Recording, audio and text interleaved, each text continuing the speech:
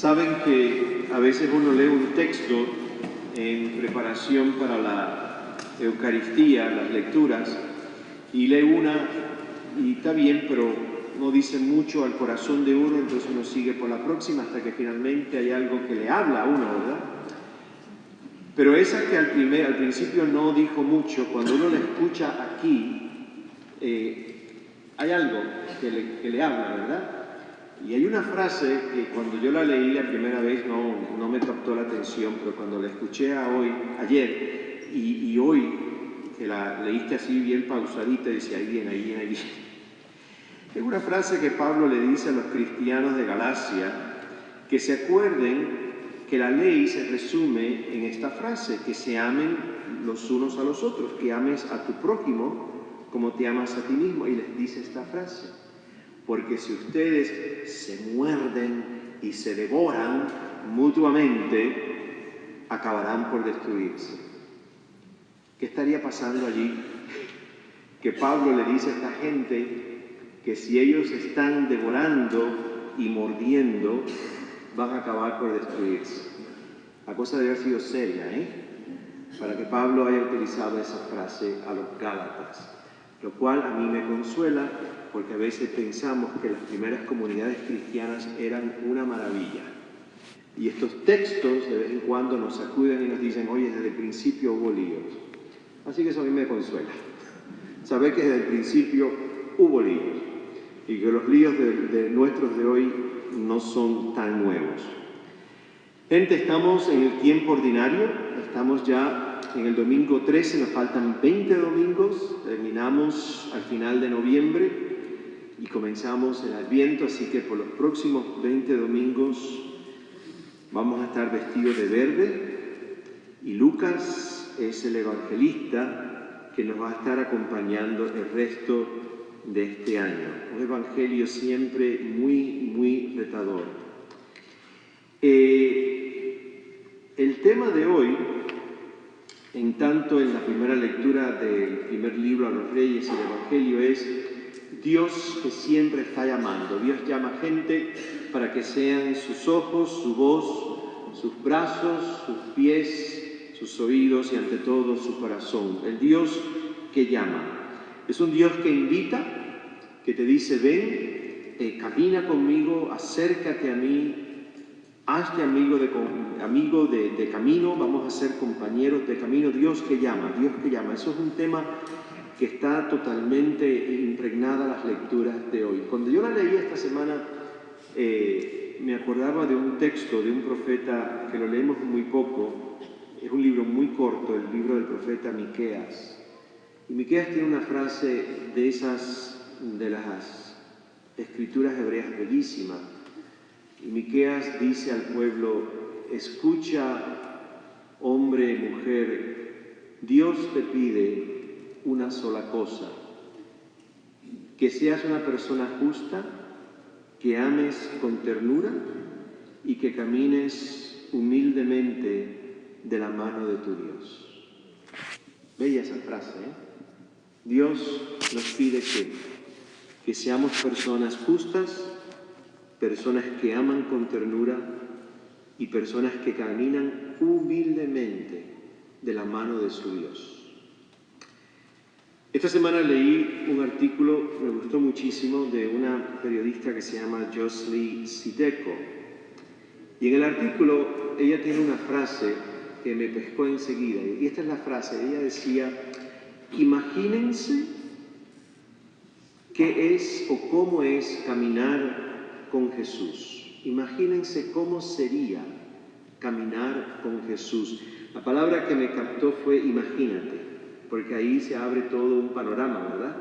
De sentimientos, de imágenes, de vistas. Imagínate cómo sería caminar con Jesús. Ahora, lo que Jocely siguió escribiendo es fuerte y está basado en el texto del Evangelio de hoy. Imagínate cómo es caminar con Jesús. Y lo primero que te dice ella, lo voy a parafrasear un poco, ella dice, caminar con Jesús implica, primero, que Jesús Sabía que iba a Jerusalén. Comienza el texto así diciendo que emprendió su viaje a Jerusalén, al punto que los samaritanos no lo reciben precisamente porque iba a Jerusalén. Jesús se encamina a Jerusalén, y para Jerusalén Jesús sabía que era el lugar de la muerte. Los profetas, Jerusalén los callaba la boca, los ejecutaba, los mataba. Jerusalén era el centro de poder religioso y político del momento. Y cuando llegaba una voz profética, Jerusalén inmediatamente aplastaba esa voz profética. Y Jesús se encamina sabiendo que al llegar a Jerusalén lo van a matar, porque Jerusalén tiene la tradición de callar a los profetas. Segundo, dice Josley, que Jesús en sus palabras implica que para seguirlo hay que tener una prioridad clara, la primera de todas. Dice ella, la primera, Dios. Dios, no las instituciones ni religiosas ni políticas. Dios, primera prioridad. La providencia de Dios, primera prioridad. Dios que camina, Dios que te protege, Dios que te acompaña, Dios que te cuida. Tercero, primera prioridad, que en el camino a Jerusalén, si te unes a la caravana de Jesús, prepárate porque Dios es el Dios de las sorpresas. Y es el Dios que nunca vas a poder controlar. Prioridad Dios, prioridad la convicción profunda que Dios te cuida, y tercera prioridad, que Dios es el Dios de la sorpresa. Dice Josley que cada vez que alguien se acerca al texto de hoy que escuchamos y le dice a Jesús, yo voy a seguirte, Jesús da una respuesta radical. Y básicamente ella dice, lo que Jesús le está diciendo a estos tres individuos que se acercan a Jesús, uno le dice, otro Jesús es el que le dice a esa persona, sígueme. La persona busca excusas como los tres. Ella dice, lo que Jesús les está diciendo, miren, si me van a seguir, tienen que estar dispuestos a seguirme como yo camino el camino. De una forma radical, absoluta, una forma donde las aves del cielo tienen nidos, las hojas tienen madrigueras, yo no tengo ni siquiera dónde poner la cabeza. ¿Estás tú dispuesto a seguirme de esa forma? Olvídate de enterrar a los muertos, olvídate de despedirte de la familia, olvídate de todas estas cosas. ¿Me sigues o me sigues? El final del Evangelio es fuerte, porque Jesús dice al final que la persona que pretende seguirlo poniendo la mano en el arado, pero está mirando para atrás, y recuerden lo que eso significa. Si tú y yo estamos arando, que me imagino que nunca hemos arado nada, pero si estuviésemos arando, y lo vemos en las películas, delante de nosotros hay una yunta de ¿qué? De bueyes. Y él dice, pone las manos firme en el arado y mira para atrás, ¿qué le va a pasar al surco? Zigzagueando. Porque para tú tener un surco recto, tienes que estar mirando hacia dónde, hacia adelante y firme en el arado. Él dice, el que pone la mano en el arado, el que pretende seguirme, como el que pone la mano en el arado, pero está mirando para atrás a ver qué fue lo que dejó, y viene la frase, no sirve. ¡Wow! Qué fuerte esa frase, Ahí está, no la inventó el Padre Pedro, No sirve para el reino de Dios. Como que Jesús dice, mira, quédate en tu casa mejor. Esto no es para ti. Seguirme de esta forma no es para ti. Cuando yo leía esto, yo decía, Dios mío,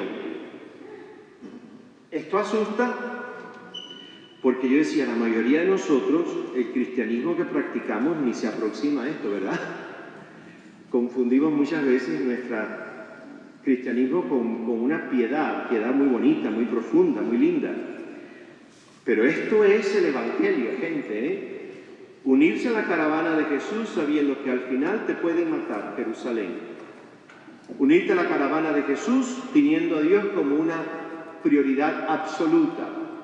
La providencia y que Dios te va a sorprender. Tener como prioridad el reino de Dios. No puedes mirar para atrás y saber que es un riesgo. Olvídate de despedidas y de entierros. Lo tienes que poner todo. Y ella dice una frase que me pareció maravillosa. Ella dice, esto es duro, ¿verdad que es duro escuchar esto, Los oídos de uno dicen, no, yo no quiero este cristianismo, a mí dame el de la misa de 50 minutos y me voy para mi casa. Los oídos se resisten a escuchar estas palabras de Jesús. Y él dice, son palabras duras, pero Jesús es claro. El reino de Dios requiere toda nuestra atención, todo nuestro ser y toda nuestra dedicación, sin perder la vista de la bondad de Dios en medio de todo. Y ese no perder la vista de la bondad de Dios te da la valentía para el próximo paso que tengas que tomar. No perder los ojos de la bondad de Dios. Te puedes imaginar cosas terribles que pueden tener como consecuencia este seguimiento radical de Jesús, muerte y resurrección. Pero tienes que terminar lo que comenzaste. ¡Wow! Terminar lo que comenzaste. Sin perder la vista en la bondad de Dios. Esto es seguir a Jesús. Por lo tanto, gente, imagínense cómo es caminar con Jesús. Si hasta ahora tú y yo pensábamos que caminar con Jesús era caminar por un camino recogiendo florecitas y oliéndolas, el texto de hoy nos da una sacudida enorme y nos dice, imaginarse caminar con Jesús es salir de nuestras zonas de confort y no mirar hacia atrás a ver lo que hemos dejado. Caminar con Jesús es permitirnos sentir el miedo a la cruz, y el miedo a la cruz es el miedo a que no nos vayan a entender, el rechazo de amigos, el rechazo de la propia iglesia, el rechazo de tantas gentes. Pero también significa creer en una providencia de un Dios del que vamos de la mano como el profeta Miqueas, que consuela, que seca nuestras lágrimas, que nos abraza y que nos da un empujoncito de vez en cuando para que terminemos lo que comenzamos. Caminar con Jesús es creer en la resurrección, que la luz y la vida siempre van a ganar sobre la oscuridad y la muerte. Seguir a Jesús significa vivir convencidos de que nuestra gran pasión es el reino de Dios que nos surge. Es amar con ternura, vivir la justicia y caminar humildemente con nuestro Dios. Esto es caminar con Jesús. Y termino con una imagen que me parece que es importantísima que la recojamos. Y es una imagen que quiero que te lleves a tu casa para esta semana. Y esa imagen me la quiero llevar yo también. Tiene que ver con la primera lectura. Elías es un profeta de mucho tiempo y llega a la vida de un individuo que se llama Eliseo. Eliseo está haciendo en el momento que llega Elías a su vida lo que hacía todos los días. Arar la tierra también con sus bueyes. Elías interrumpe la vida de Eliseo, se la vira al revés. Y así hace Dios con nosotros, nos vira la vida al revés. Irrumpe en nuestras vidas, irrumpe en la vida de Eliseo. Y Elías hace un gesto muy importante en la tradición profética. Dice el texto que Elías agarró su manto, se lo tiró por encima de los hombros a Eliseo y le dijo, vamos. Eliseo le dice a Elías lo mismo que le dijeron después a Jesús más tarde. Eliseo sí lo hace, fue a su casa, mató a los pobres bueyes que pagaron la culpa, cocinó la carne con la madera del arado, hizo un party con la familia, los amigos, y se fue con Elías.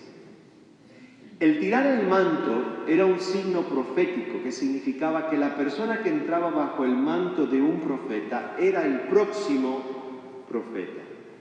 Y significaba que él iba a vivir un tiempo bajo el ala del profeta viejo como discípulo. Y tenía que escuchar al profeta viejo. Eliseo tiene que escuchar ahora a Elías. tiene que observar lo que hace Elías, tiene que aprender de Elías, tiene que tomar el espíritu de Elías.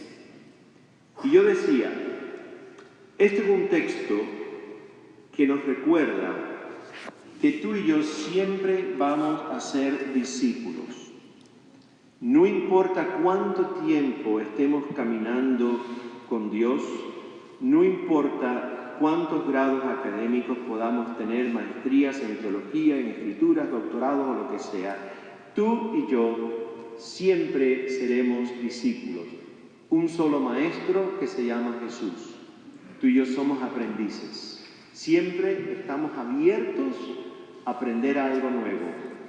Toma esta imagen del manto, imagínate a Jesús tirando su manto sobre ti, te llama por el nombre y te dice, "You're next", tú eres el próximo. Ahora vas a escucharme, ahora vas a aprender de mí, ahora vas a caminar conmigo. Y es un símbolo muy de ternura, porque si alguien camina a tu lado y al mío y tira su manto y te hace esto, ¿hacia dónde te está llevando? ¿Hacia dónde? Hacia el corazón. Bellísima es la imagen, ¿eh? El maestro que te lleva hacia su corazón. Es un lugar seguro, es un lugar de descanso, es un lugar donde no hay peligro. Tomemos un momento en esta noche. Varias cosas. Primero, decirle a Jesús que queremos, por lo menos, tratar, en lo más posible, tratar, y lo subrayo, de seguirlo de esta forma. Segundo, vamos a preguntarle a Jesús qué es lo que tú quieres que todavía aprenda. ¿Qué es lo que me falta todavía en el camino? Y finalmente pidámosles a Jesús que tire su manto sobre ti y sobre mí y nos acurruque y nos ale hacia su corazón, y en ese lugar tan seguro escuchemos su voz.